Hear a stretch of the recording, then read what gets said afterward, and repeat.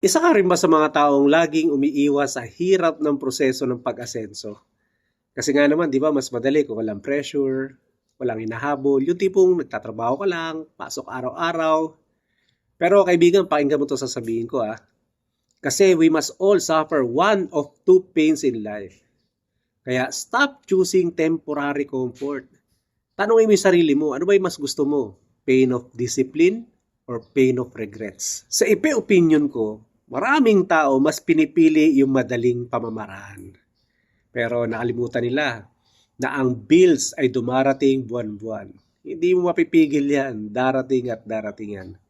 Kaya ano ba yung mas matimbang sa'yo? Yung disiplina ngayon o yung regrets bukas? Alam mo, ang hirap ng discipline, temporary lang.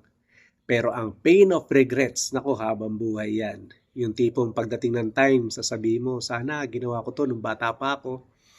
Sana ginawa ko to nung malakas at may oras pa ako. Napakabigat doon.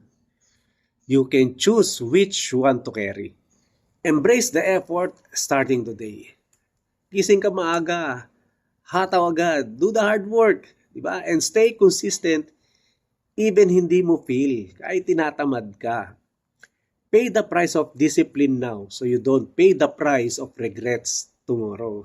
Ikaw kaibigan, ano yung disiplina na gagawin mo na simula ngayon para hindi ka magsisi sa huli?